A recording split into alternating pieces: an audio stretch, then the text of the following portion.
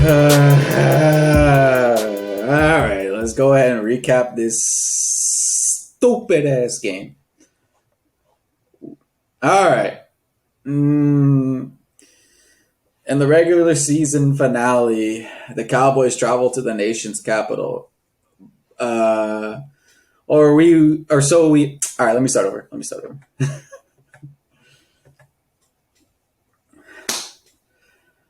All right, let's go ahead and recap this game, if we must. In the regular season finale, the Cowboys traveled to the nation's capital, or so we were led to believe, because whatever made it to the field that day did not resemble a 12-14. The ugly football played matched the ugliness around them called FedEx Field. Offensively, it was as offensive as little Danny Schneider's front office. Dak, despite his trademark interception, received no help from the run game, his receivers, or his coordinator. His receivers failed to get separation. Meanwhile, on the ground, the team averaged 2.4 yards per carry. To hammer home their aptitude, the offense had a 10 3-and-outs. Special teams were equally dreadful. They had penalties, a punter who dropped a snap, and a muff punt.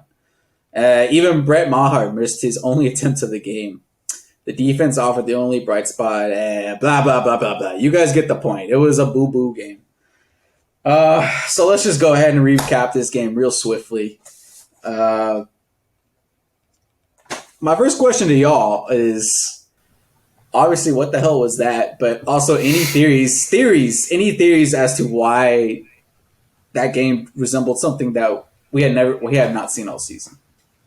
I think defensively, we saw them just absolute. Like Terry McLaurin was hunting for the right, or OC and everyone on page, aiming for the corner, weakest corner, or Damone Clark in coverage, no bueno. Anthony Barr. I mean, we just can't cover like we could at the beginning of the season. That's why we're seeing that, in my opinion. It's not really a theory, but Justin, any theories as to why the game was really just so weird, wacko? Because let me just say this, because my theory was. Go ahead. Okay, go ahead. This is kind of a theory that is kind of. Here we go. Goes the whole year. The most emotionally unstable team ever. Anytime that something goes wrong to begin the game, the team's just gonna fall apart the rest of the way. I swear, every single game where they kind of got like blown out or whatever, or quote unquote wasn't close, so to speak. Tampa game had everything go wrong on offense, so they just kept pressing the entire game. Washington, you had obviously just. You highlighted on the open all these special teams snafus, and they just said, we're going to keep pressing until we get this right, and we're just going to be emotionally unhinged the rest of the way. So I feel like this team, all in all, as long as they have their cup of joe to start the day, they're going to be good. But if the dog poops in the bed or pees on the floor as soon as they get up, the rest of the day, it's just terrible. So, unfortunately, that's not very encouraging. But I think that is the key to what's been going on. Quite honestly, well, I mean, the most encouraging thing is that we have a larger sample size of games that don't go this way. But yeah, no, you're right, man. Those two turnovers to begin with, special teams mistakes between Turpin and old punt guy Anger. Yeah, man. No. And then the idea of like, all right, we got to get something positive before we can take our starters out, and like nothing positive happens, and so it just felt like it was compounding on each other, just getting worse and worse. Do y'all believe that there's a take out there that McCarthy left him out there just because he was like, all right, y'all trash, y'all gonna deal with this for the rest of the game? You guys buy into that? I saw. It doesn't matter to me. Unfortunately, you got out healthy, so it is what it is. Like that is the big takeaway. Yeah, it was. Yeah, okay. That's the big takeaway. My theory is that like the Cowboys' offense was like, all right, let's just go ahead and practice long third downs because they're like, let's just run the ball for 2 yards and then Dak try to bail us out on these like long third down plays because 10-3 and outs and man, it followed a script of just horrendousness. Okay, so this game though, like I said earlier, this game was not like any other game that we've seen from them in the way of that if defensively, even if they are struggling defensively, the offense will pick it up and score incredible amounts of points. Something that we've kind of like saying like, okay, even if we're worried about the secondary, the offense will pick up the slack by just scoring points. We did not see that today or against Washington. And I don't really know what the question is off that, but is that a cause for concern in the playoffs where we just looked very one dimensional, or is it what Justin said earlier? It's just they didn't have their cup of Joe. Well, I think I almost hope for your theory to be correct that they just ran for 2 yards just because they wanted to throw it longer. Because like our running game not working, running game now. I think we just had bad run blocking, and so that is not something that would benefit us in the playoffs. That sucks. We can't have that. And Biotish being injured, he's going to play banged up likely, or he's out. Yeah, banged up. He's going to come back. So that's what I'm saying. I mean, hopefully that will help alleviate some of your problems, but hopefully so. I just think our run blocking just wasn't good. Okay, yeah. Speaking of run blocking, I think the biggest key. Let's just leave that Washington game behind and start previewing this Tampa Bay game because I think the biggest key is for this run game to get back on track. But since like the Houston game, I think we're like 31st in like first down yards or first down rushes. We're like dead last in yards per carry. And we've had like back-to-back terrible performances against Tennessee and now Washington.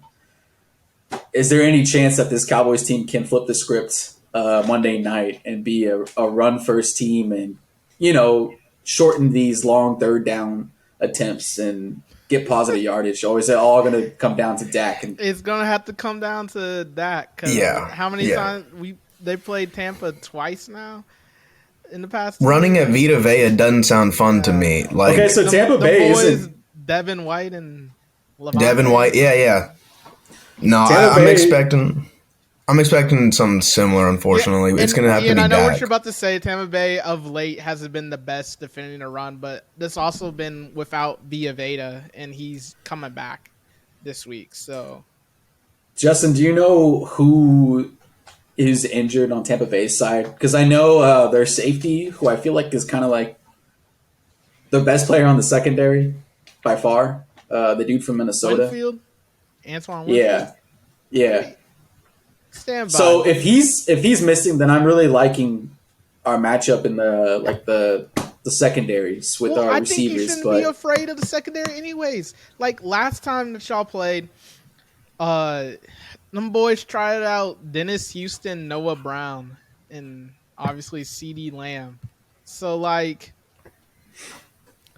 I would hope, even though Noah Brown has been of late, I would hope that Gallup being there, T.Y. Hilton being there makes a huge difference compared to the first game where we saw where them boys were doing the old seatbelt celebration every which way because you just couldn't get open. Rudy, any thoughts?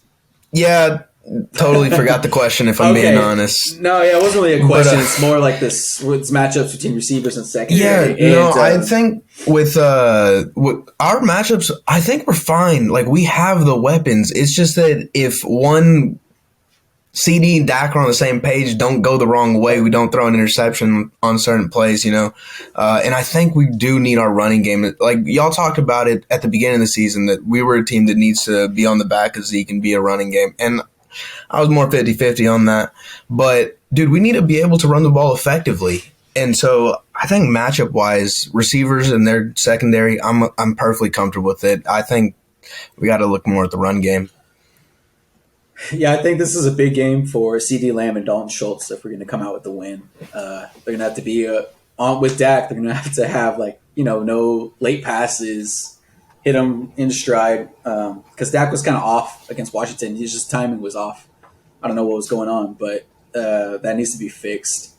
Justin, I think this is a big Tony Pollard game. If we can run the ball, I think to the outsides is clutch because I think Tampa Bay's defense isn't super fast. Oh no I was no no! kind of That's watching. not that's not That's true. not true. Those two linebackers do I, two fastest in the league, in my opinion. But I don't think White is that fast. Or who is yes, 45? That dude, kind of big. they're both big and fast, so it's not gonna be. It's no easy feat. But like I was saying earlier, the first I feel like of the two times that you played Tampa Bay, the first time is more likely to happen than the second time because the second time, boy, those receivers. And you're You talking trying about to, last season and the beginning of this season, right? yes. Last season being that you put up what was it, 28 points or 35 points or I thought it was like 31? 30 to 40. So yeah, So, definitely yeah, a lot more. but yeah, this first time when obviously Dak broke his hand or his finger, and then you didn't only scored 19 points. I think that was a case of game number one. The receivers that you were trotting out there as your 2 and 3. Oh my goodness! No business being out there. And I just think that Tampa Bay, as much as we talk about the Cowboys being oh man, they're coming into to this week so they don't look good, blah blah blah blah blah, they just play terrible. What, Tampa Bay's been playing horrible all year, dude. Even in that Yeah. Carolina game where everyone's talking about oh, they got back on the right track, I think they got down by 10 points in the third quarter. I think they led. No, yeah, but yeah. oh, I was just gonna ahead. add on there, I mentioned sample size earlier with the Cowboys playing poorly last week. 20 points, a 20-point fourth quarter for Tampa Bay to win that game. Tampa's played some stinkers, man. Some awful performances from Brady, from the team. I don't think that we're going against some juggernaut, but look, we talk about old man. Old man can continue running the ball when they need to, and old man can pick his matchup. And so I'm not also saying Tampa Bay's a rollover, but no, they're a beatable team, and we are good. We just have to show up. I don't even think. Obviously, generic. the first time that they played this year, obviously Fournette had the 140 yards or whatever. Dude, they haven't been able to run the ball like that since that week.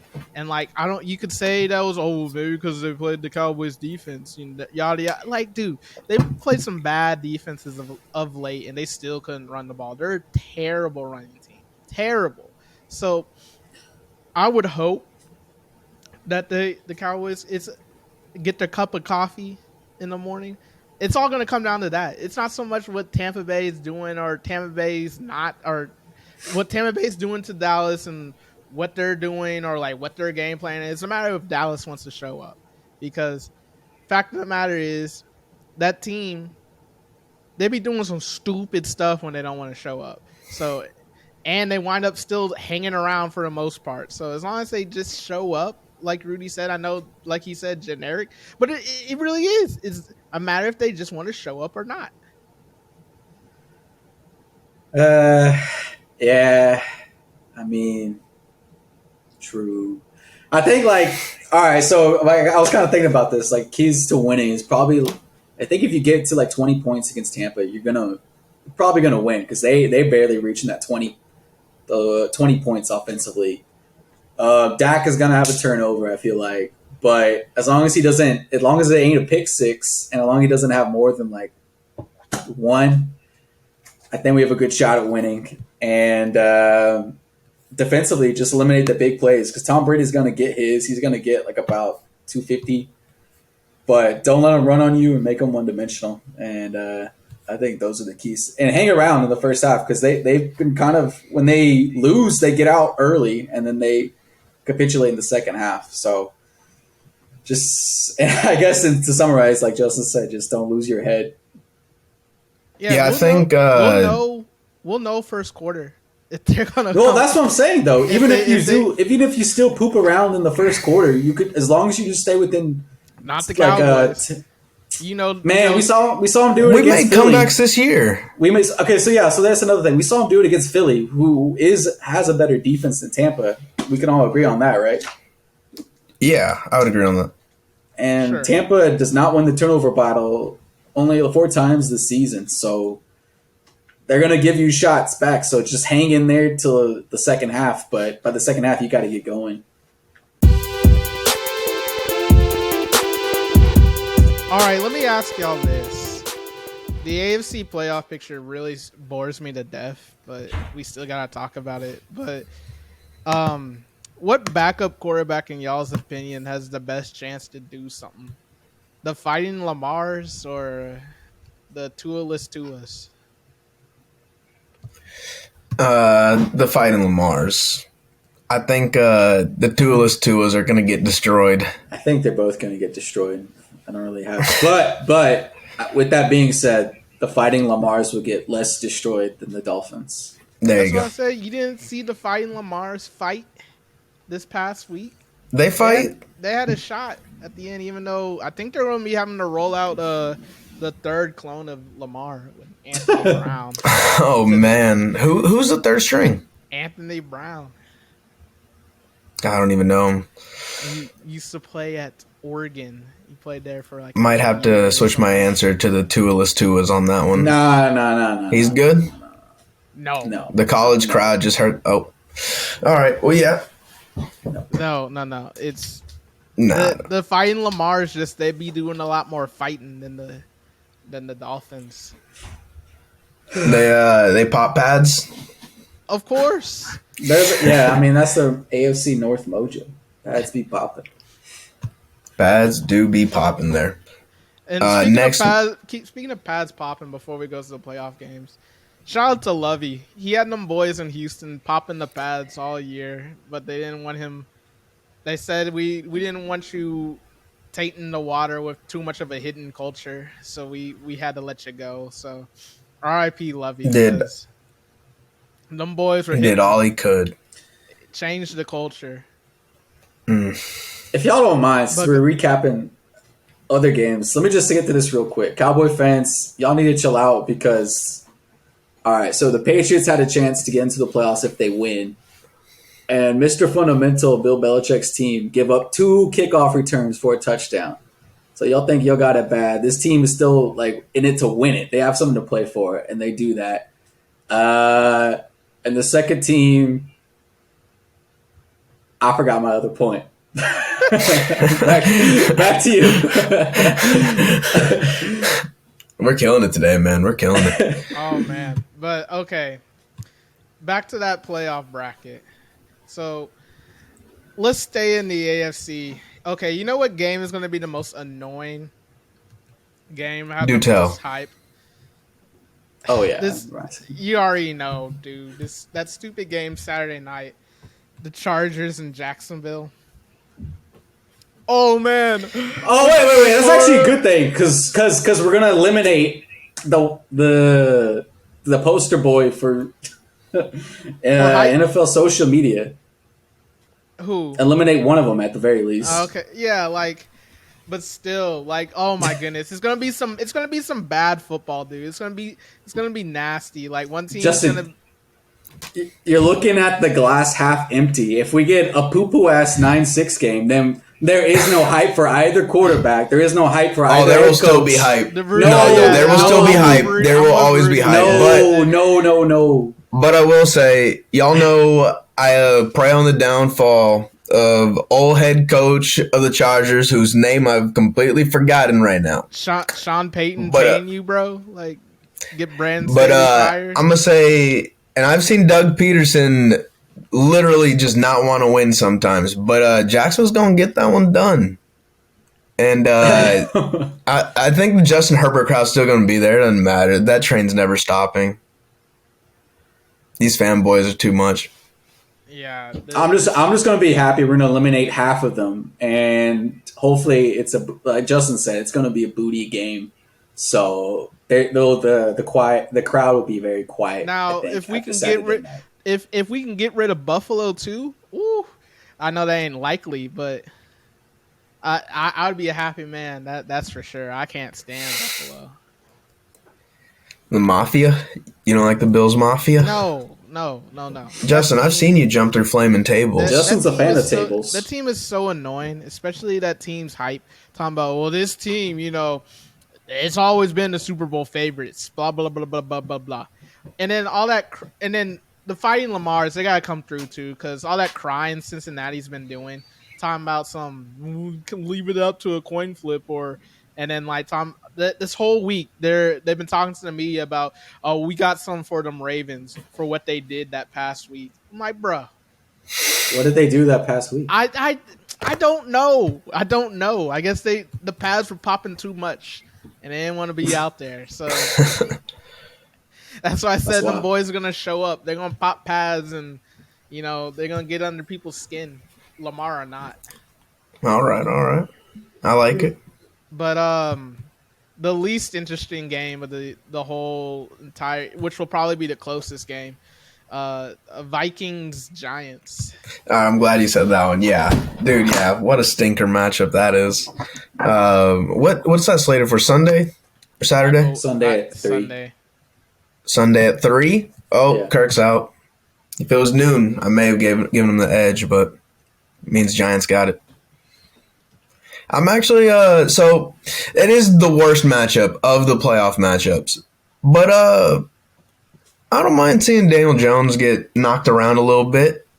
Wait, why do you guys think it's the worst? It's actually like something that's not annoying. It might even be forgotten. It'll be the most competitive game. I will say that. But as far as my entertainment, I don't have a vested interest one way or the other. QB matchup is Daniel Jones and Kirk Cousins. No. Who cares about who's playing quarterback? I don't care about all that.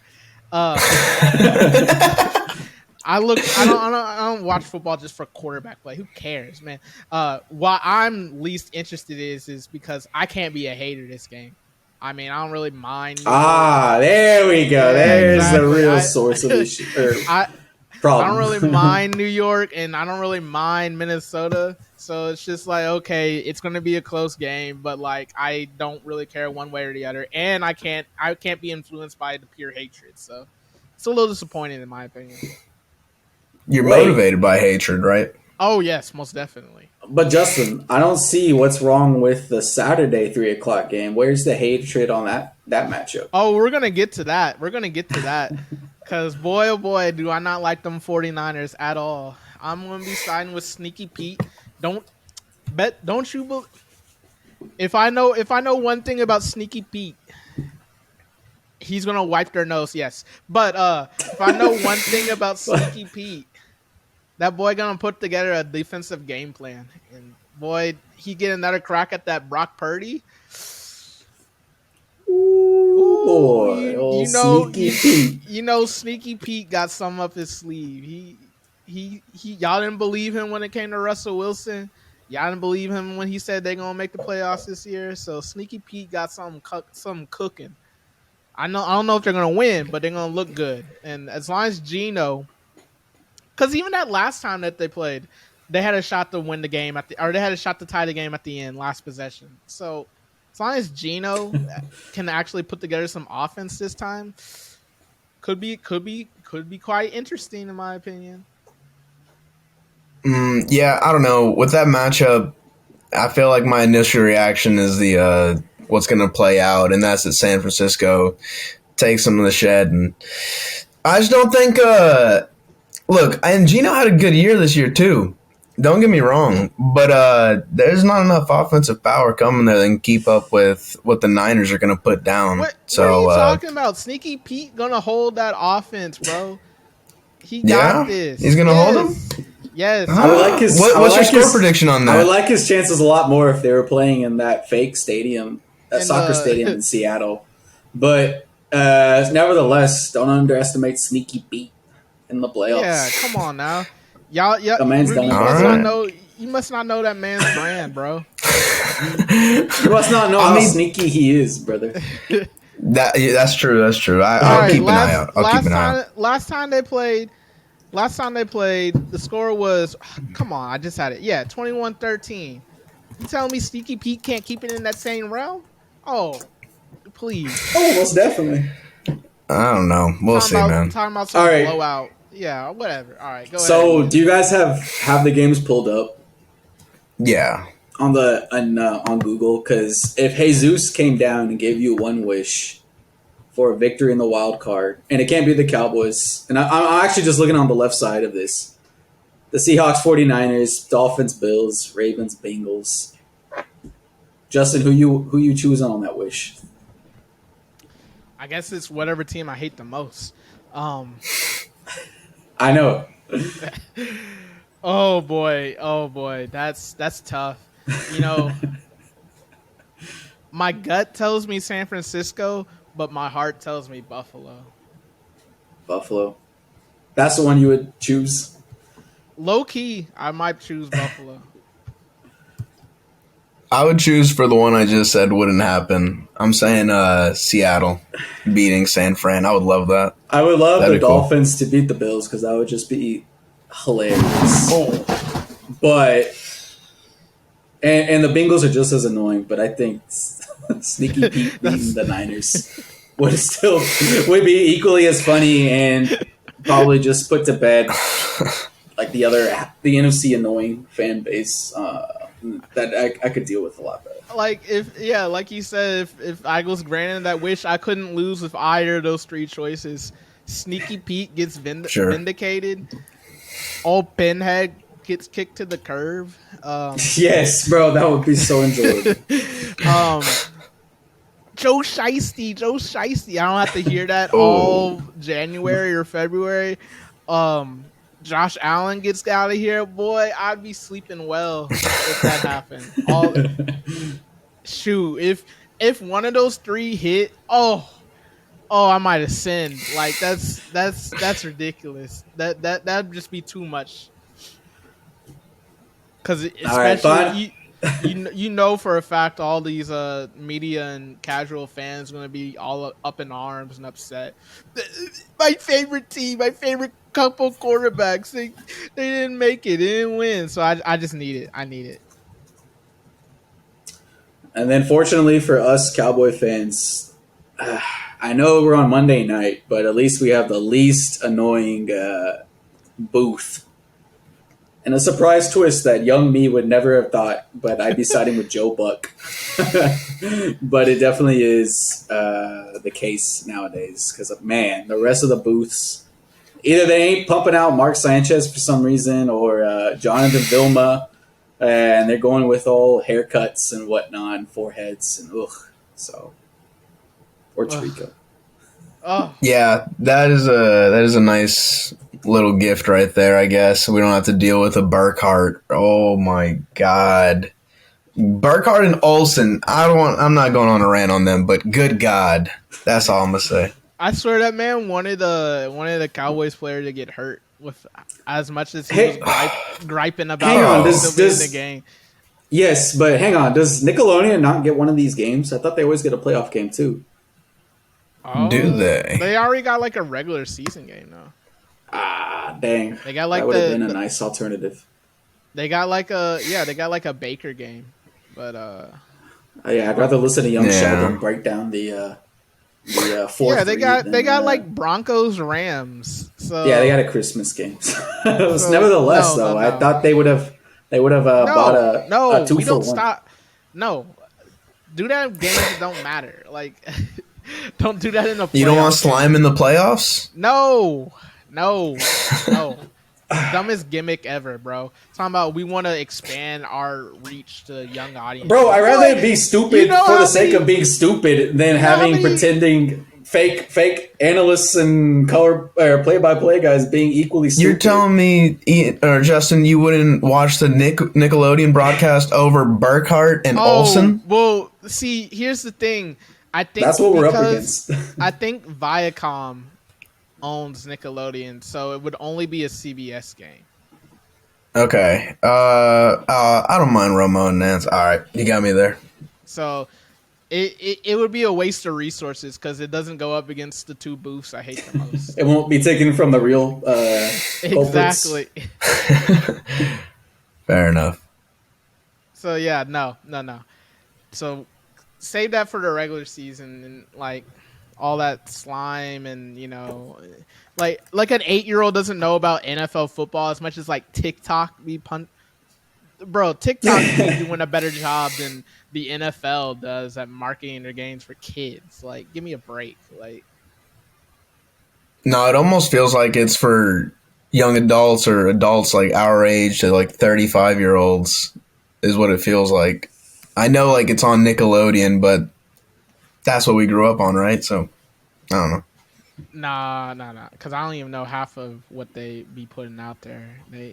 I guess unless it's SpongeBob, that's the only thing anybody us know. But That's the main one. They had Patrick commentating. Patrick What about- narrated a Russell Wilson interception. yeah, Flapjack. keep all that for the regular season. Speaking of regular season, yeah, I think it's time to declare a winner and a loser to them pick'ems. You already know, boy. We already know who the loser is, but Oh, in a surprise twist, Justin moving up from second into first by Let's one game, go. taking the crown. I told y'all. I told y'all doubted me at the beginning of the season. Y'all doubted me through this out. I lost the lead. I fell behind almost so that Rudy could catch me, only to come back and win by one game. That's how we do it, guys. That's how we do it. I don't understand. Let me whatever, you know the word. Let me gather myself. It was a real humble season of mine. This is the worst victory speech of all time, by the Filled way. with ups and downs. can you call it a speech? Every which way. They thought I was gonna go. They thought I was gonna be the bottom of the barrel. They thought I was gonna have to do the bet payoff. But we payoff, sitting that was here never made. in the winner's circle right now. First place. You can't look at God, bro. Look at God. Whoa, sir. All right. Good job, Justin. You did it. Thank you. Rudy, what do you have to say for yourself though? What Not much. But I will say last week you saw someone who was desperate. Wait. You saw Yes. Okay. So wait. I kind of want to go through this because I think this should be pretty funny, actually. I think this man Wheezy had. Oford. No. You had what is actually an average week for you, going 7-9. Oh wow. Okay, so I'm trying to. This man might be the Jason Garrett of pick'ems because this man was. The man was like 800 for about 5 weeks. 500? Yeah. Sorry, 500, 8 and 8, God. whatever. For Limbo's time. Yeah, I have to look it up, but No, I believe it. This man maybe you had don't like end 3 winning records. You don't end up at the bottom by accident. Jesus Christ. Yep. Good job, Justin. I'm coming back stronger next year, folks. Let's do this. Congratulations, Mr. Honorable Honoree. The court was in session, that's for sure. Wins were served. Anything else? No. Good luck, Cowboys.